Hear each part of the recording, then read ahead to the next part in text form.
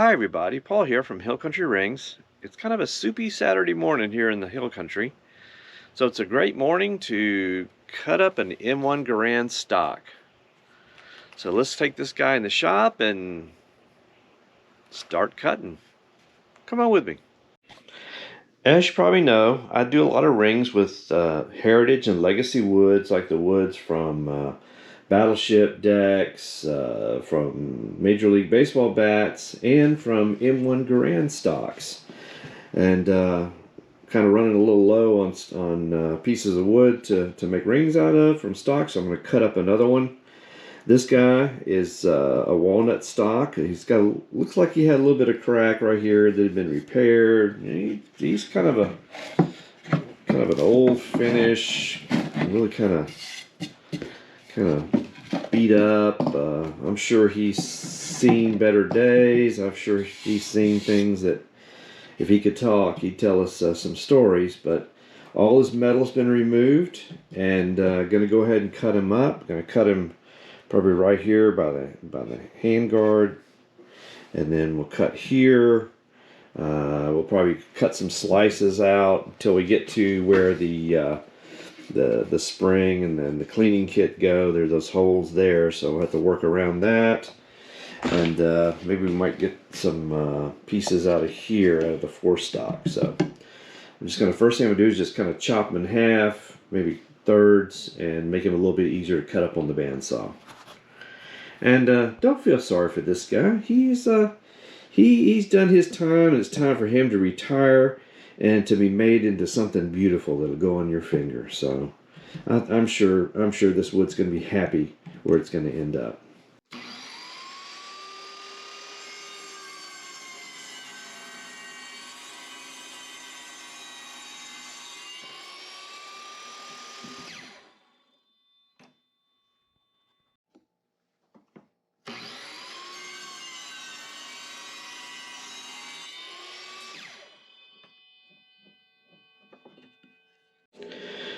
Alright, we got him cut up and ready to chop up on the bandsaw into little slices to make rings out of. I'll tell you, there's nothing like the smell of fresh cut walnut in the morning. And I think it was George Patton said that the M1 Garand was the greatest battle implement man ever devised, or something to that nature. I think my father would have said it was the F6F Hellcat or the F4U Corsair, because that's what he flew in World War II. But that being aside, the M1 Garand was really a fantastic weapon for its time, and I think it did help win World War II.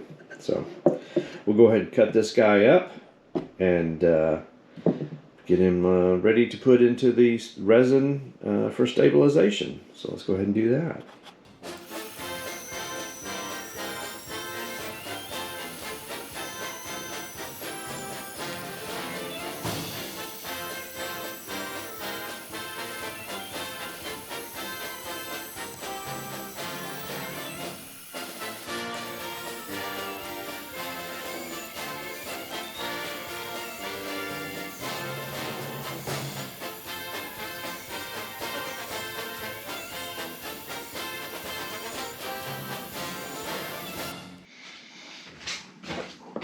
Alright, I got a bunch of pieces I can make inlays out of. Some of these thinner pieces, like that one.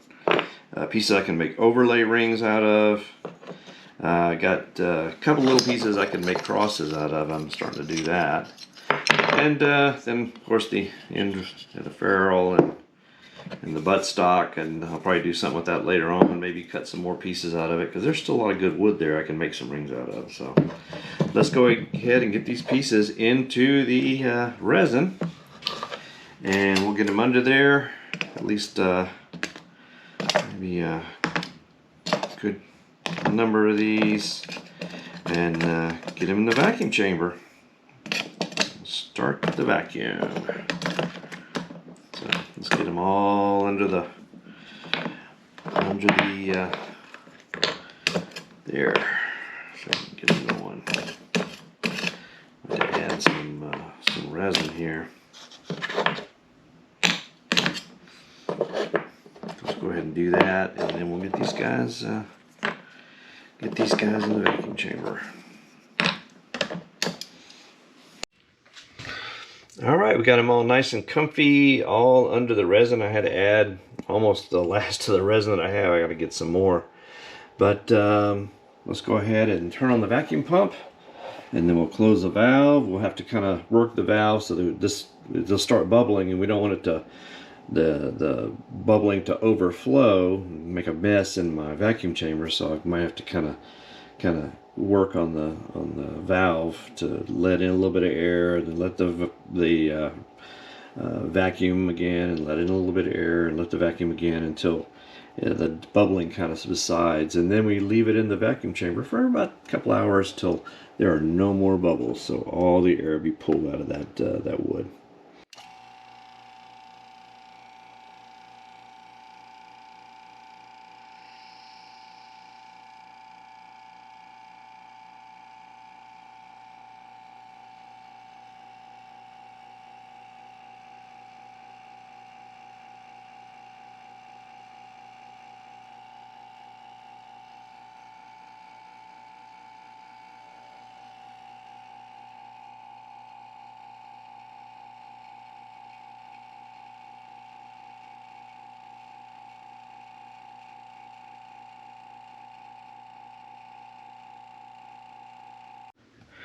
Okay, it's been sitting under the resin for a couple hours and no more bubbles, and still at the full vacuum. So let's go ahead and take the vacuum off. Release the vacuum.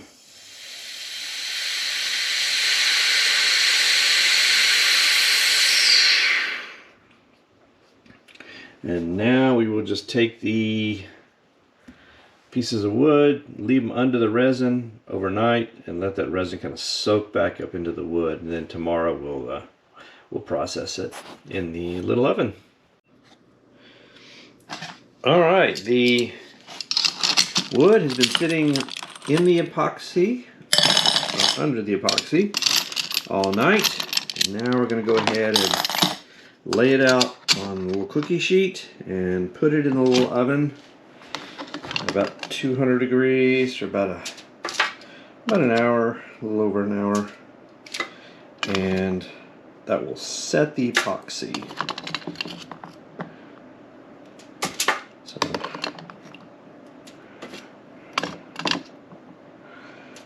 should do that for.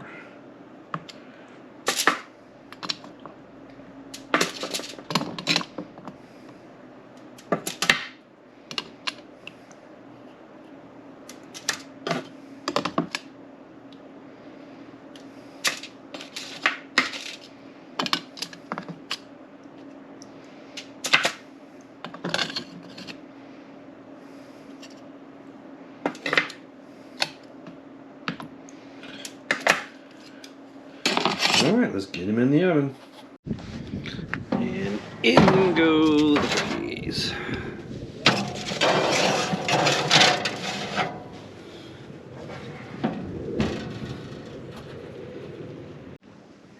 Alright, let's get out the cookies.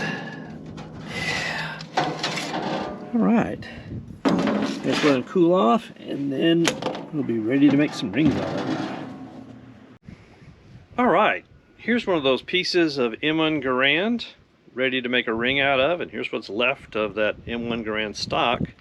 Actually, that's right where that came from, that piece right there. But if you would like a ring made from the stock of an M1 Garand, from the teak of a battleship, or a Major League Baseball bat, a lot of custom options, please check out my website, hillcountryrings.com, and I would love to make a ring for you. Thanks, everybody.